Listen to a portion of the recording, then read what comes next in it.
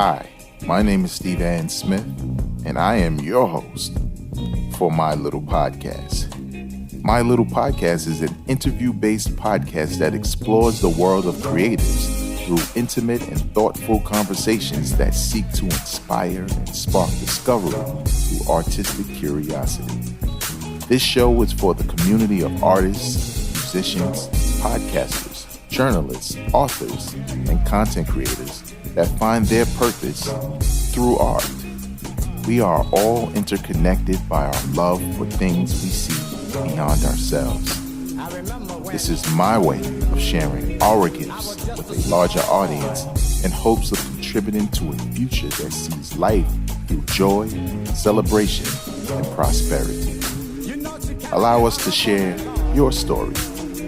Subscribe to My Little Podcast wherever you enjoy podcast listening.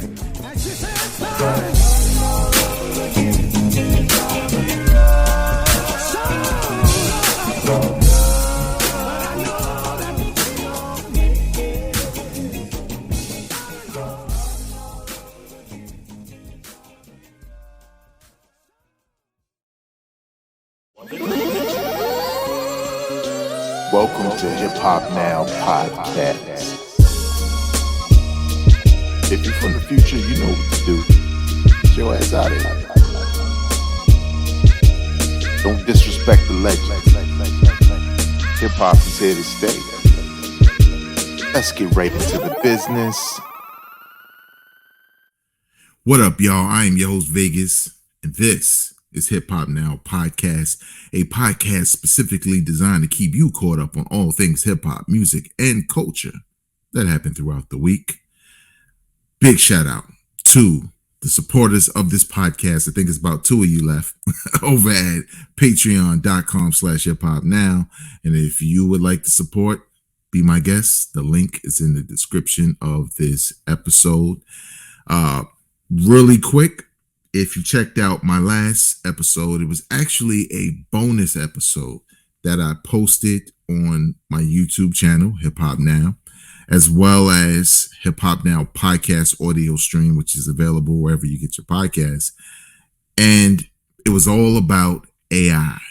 But instead of rehashing what we already know about AI, right? Kanye got a bunch of AI records now. Not Kanye, but AI Kanye. And not Allen Iverson either, okay? Artificial intelligence. And Drake and Jay-Z, Biggie, Pac, like the list just goes on and on. AI is going crazy.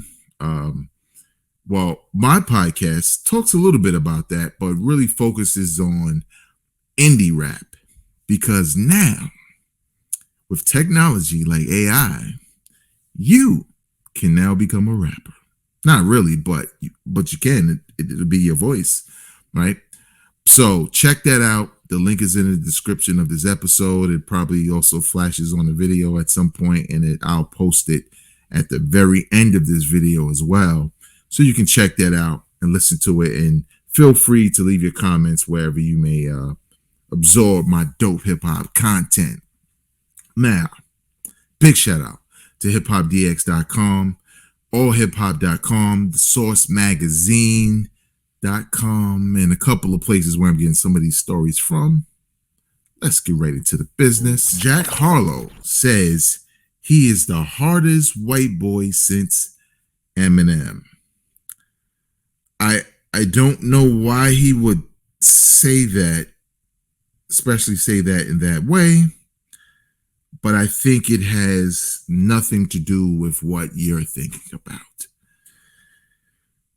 Let's read and see what he said. This article comes from hiphopdx.com, so go check it out. It says Jack Harlow claims he's the hardest white boy since Eminem. Now let's see. The new mixtape, which the Louisville rapper announced on Wednesday and dropped on Friday, includes a song called They Don't Love It, where Harlow argues to be as lyrically talented as Slim Shady himself. Here's some of the lyrics for y'all. I'm not going to read the whole article. Go check it out for yourself. Your boy's striving to be the most dominant ever, the hardest white boy since the one who rapped about vomit and sweaters. Okay. Uh, and hold the comments, because I promise you I'm honestly better than whoever came to your head right then. They ain't cut from the same thread like him. They don't study doing work to get ahead like him. They don't toss and turn in the effing bed like him. Okay. So I haven't heard this record. So me reading it probably doesn't do it any justice, or maybe it does. I haven't heard it. But I'm just going to go out on a limb. They call me Vegas for a reason. I'm going to take a bet. Safe bet. I've heard Jack Harlow before. His last album, there were singles, there were songs I liked, but I think I liked them because, it was kind of like a groove. It was a groove. But I didn't like the album, and I definitely didn't become a fan of his. I don't dislike his music, but he didn't do enough for me to anticipate any new music.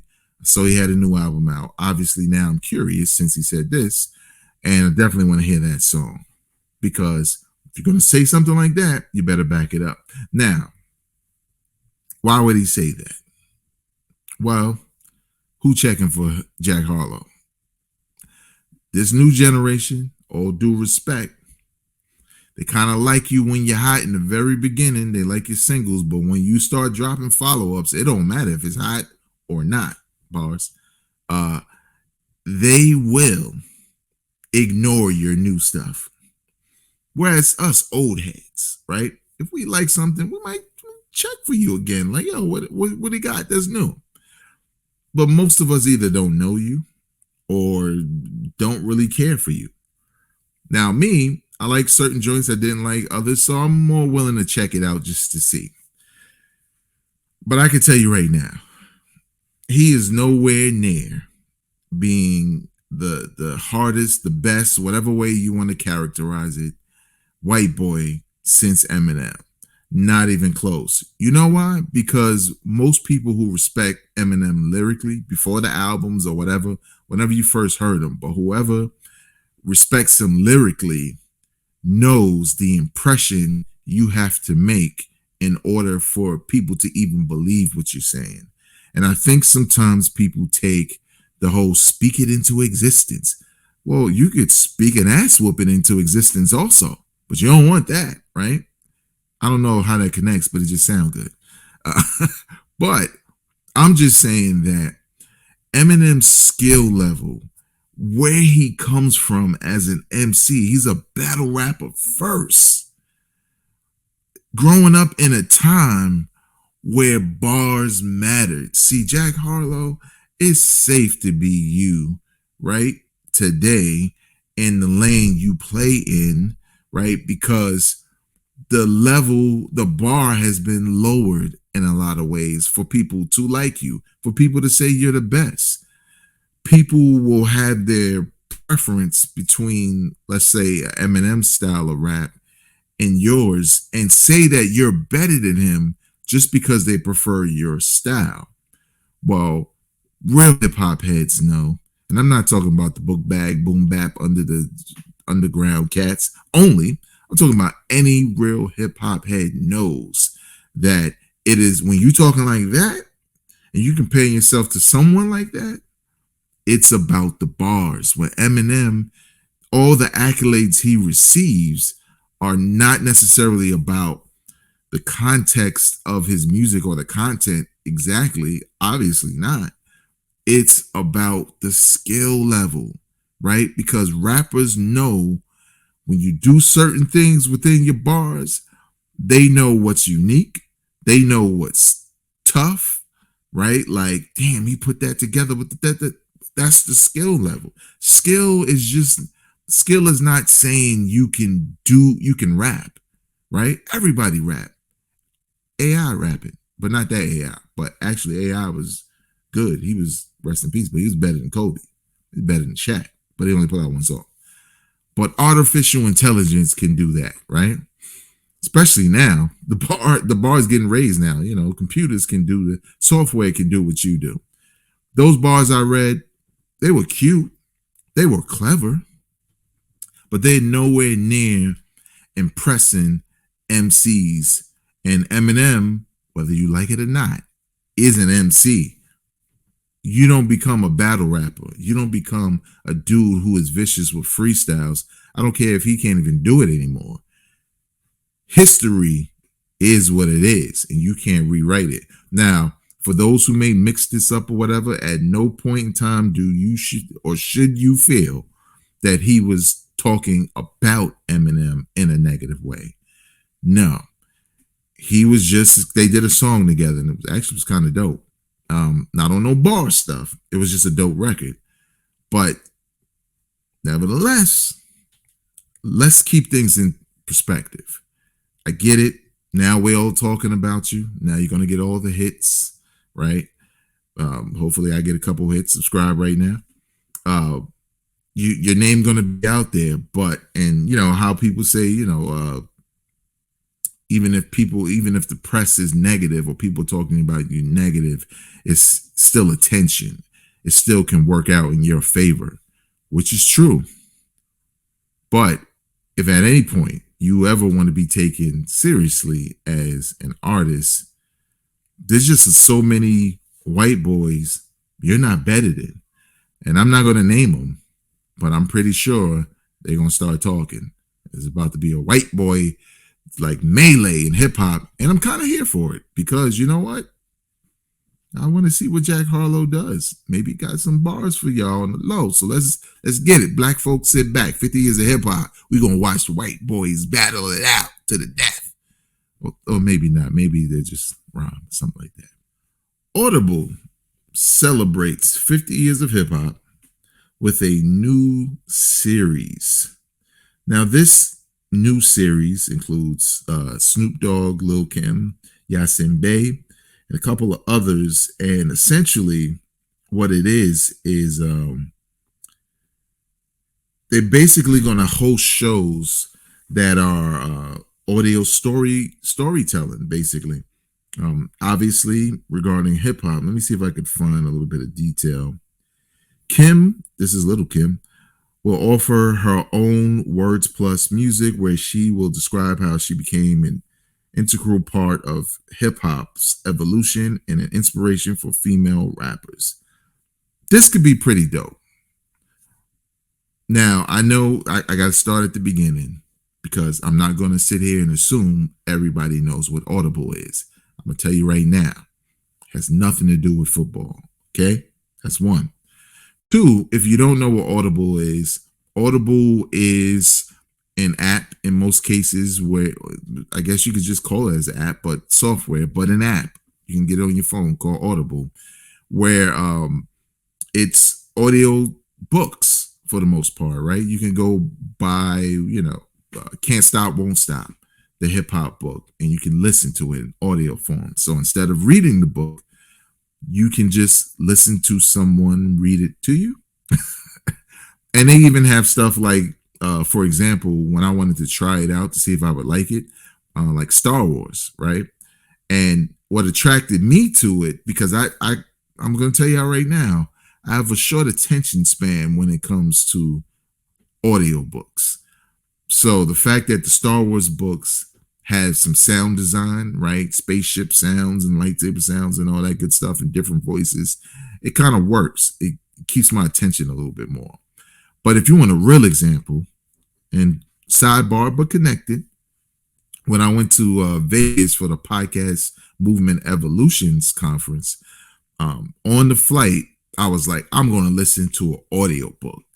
And I was like, I can't listen to the Star Wars joint because I ain't going to front when they start talking. I'm a Star Wars fan, but when they start talking a little bit too much about, Star Warsy stuff, names of ships and stuff, I start drifting.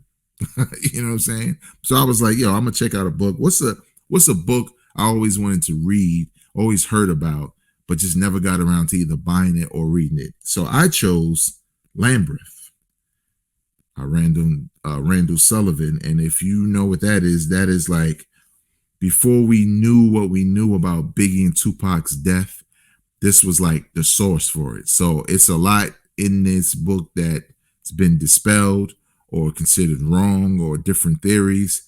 But when I tell you it was entertaining, it was.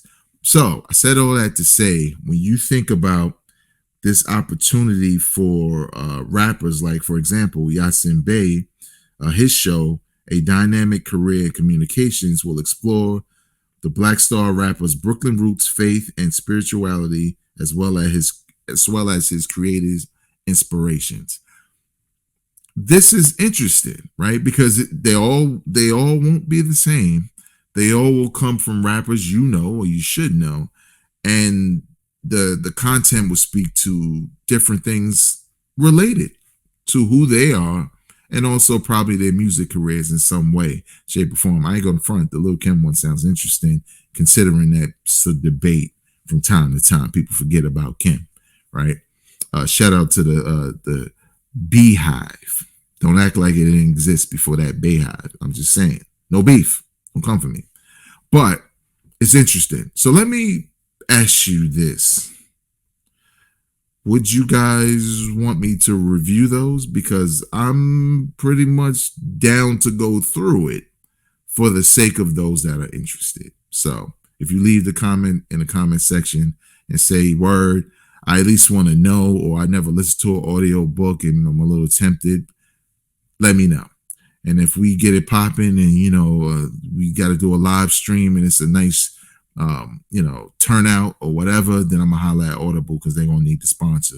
And maybe we bring some things to the podcast, right? For you to try it out yourself. Who knows? Maybe a discount code or a free audiobook, whatever.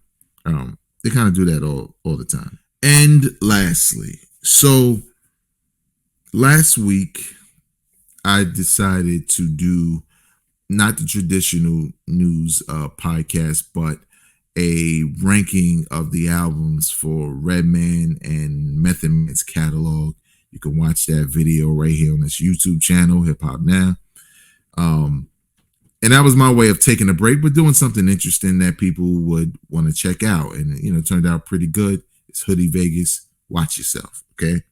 But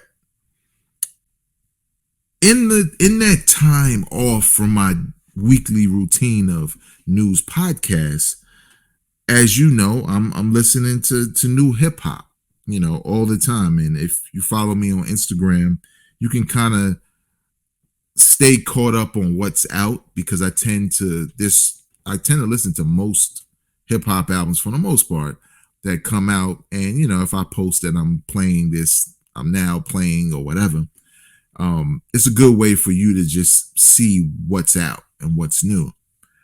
But recently, I listened to two projects this past week when I was on vacation. And one project was Swizz Beatz project entitled Hip Hop 50 Volume 2. It's an EP. Now, if you don't know, there was a Volume 1 where DJ Premier produced all the tracks. This is a part of I believe, a Mass Appeal initiative. I believe, let's make sure. Okay, Mass Appeal, right? Initiative to celebrate hip hop by putting out these EPs. And I'm starting to think they're quarterly, because it feels like it after these two that dropped. But they're putting out these EPs to commemorate hip hop with new music, and they're using one producer to produce, I believe it's 5 songs every time. Let me just make sure. Well, in this case, it's 6. But to produce an EP, 5 to 6 songs or whatever, featuring a number of artists, from old school artists to new school artists. Now, I did a review of the DJ Premier joint a while back, and I didn't really care for it. The best songs on there to me were the standouts. Were only 2 songs. The one with Joey Badass and the other one that featured Rhapsody and Remy Ma rapping, right? Wasn't whack, it just wasn't as good as I anticipated. Well, now Swizz Beatz is up next, and I'm just going to tell you right off the bat, these are my impressions. I got to keep listening, but the Swizz Beatz EP is better than the Premier EP. It just is. Now, is it, are there no skips on the EP? No, but there were more skips on the Premier joint for me than there were on here. Some of the artists featured on this go round, Nas is back. He was on the Premier joint. That should have been way better than it was. It wasn't. But on here, it's a song called Runaway. It's actually better. Um, who else is on here? Jay Electronica's on here, and it sounds like a Jay Electronica track. And I kind of like the fact that Jay Electronica is on here. You know, you don't really get to hear from him that much since his releases. Fabio Foreign's on here, Lil Durk is on here, A Boogie with the Hoodie, Lil Wayne. But the standout track for me is a song called Take 'Em Out. It samples some lyrics from Onyx, right? Throw your guns in the air or whatever. And it features Jadakiss, Benny the Butcher, and Scarlett. Now, hold on. Scarlett was gonna be she was gonna be one of my stories, right? This week, but I said, nah, I don't really want to devote a whole time to it. If you don't know who Scarlett is and you say to yourself, Scarlett, what? She's this new female rapper out of the Bronx, New York. I think it's the Bronx. She has this song that became popular. She has a couple of songs, but she has this one particular song that became popular on the internet. I think it's called Get Out New York or whatever. Now, of course, you from New York, you from the hood, you probably like it, right? She has a real deep voice. In some ways, she kind of, even though they don't have the same voice, but I'm just her approach to rhyming reminds me a lot of Hurricane G, you know, just with a deeper voice. She's not dumb nice. That's good for some of y'all. But she's not the worst thing I ever heard. And that song in particular is cool, but I needed to hear more. Well, when I hear her bars next to Benny and Jadakiss, I'm not turned off by him. The only thing I would say was her verse was a little too long. And I don't think I like that because I don't feel like she was like, this is one of the best verses I ever heard. Let it keep going.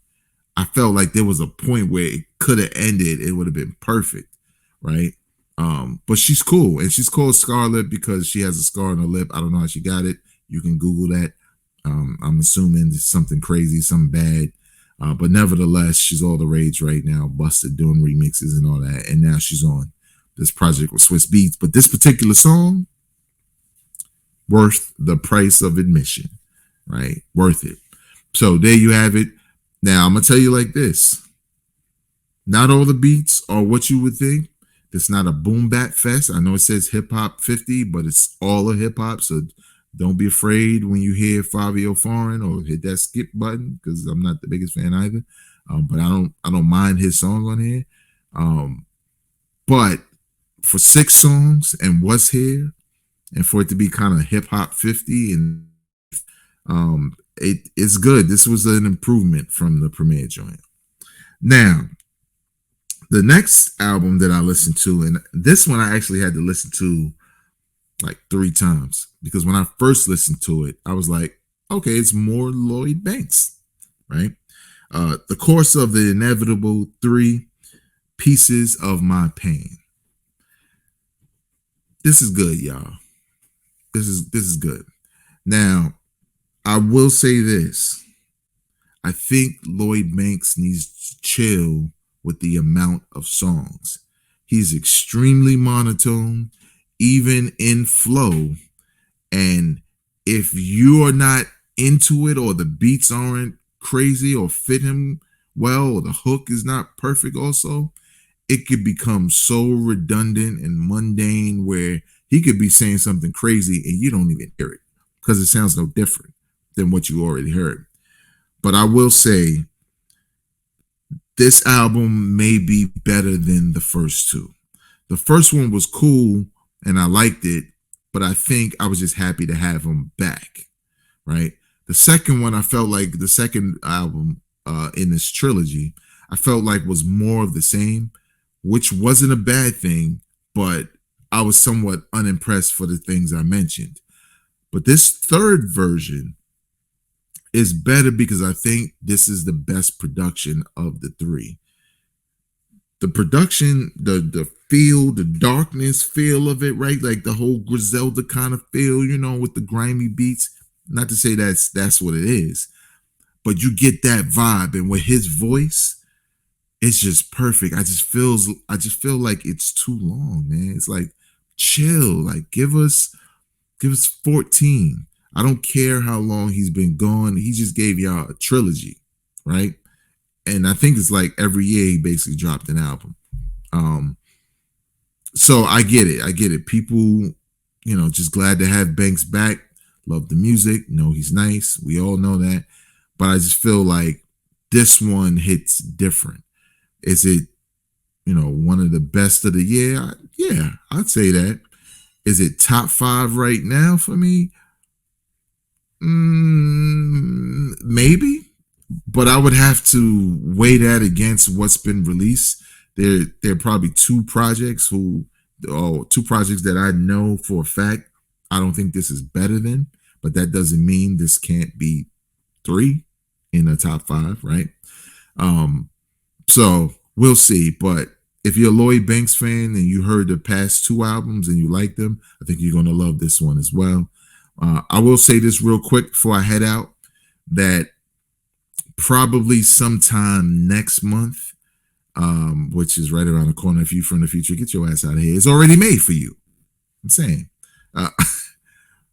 But next month, I will probably do an episode on the best of the year so far. For those that follow this podcast know, all year I'm listening to hip hop. And by the time we get to the end of the year, I have a very good, balanced idea of the best of the best for 2023. And you're seeing the process, right? Again, follow me on IG at Vegas World INC. You can see all the albums I listen to. And at the end of the year or at the halfway point, I'm going to talk about, well, what's the best so far? And I will say right now, 2023, 50 years of hip hop, might be the slowest year in a long time when it comes to really great music early. Because in the year's not over, but in the past couple of years, once we reached that halfway point, I firmly had a top 5. Like I knew, like, yo, if the year ended now, these are definitely in my top 5. I had a 5 that I didn't think was going to change, even with a whole 6 months left. I don't have that now. I think 2 spots are locked down right now, and then the other 3 will have to be filled, and then we'll see what happens. But it's 50 years of hip hop. I've been anticipating some surprises, some really dope albums. It's a couple of people who got projects on the way, like Conway, who just dropped another single. Who knows? We'll see what happens. That's going to do it for me. You can follow me on Twitter, Instagram. Well, we know Twitter, Instagram, and TikTok at Vegas World INC. And if you like to listen to this podcast on the audio side, it is available wherever you get your podcast. All you have to do is go to your favorite podcasting app, and in the search bar or the magnifying glass, if that's what it is, type in the words Hip Hop Now Podcast, subscribe, and stay locked into weekly hip hop content. And if you prefer the video kind, well, Hip Hop Now Podcast for 50 years of hip hop now has a video version. You're listening to it and maybe you're watching it, right? So if you like what you hear, hit the like button. If you got something to say, well, go ahead and comment. If you love it and you want to stay locked in, hit subscribe and hit that bell icon so you can get notified, bars, of the next Hip Hop Now podcast video post. Remember, I'm not a critic, I'm a fan. Peace.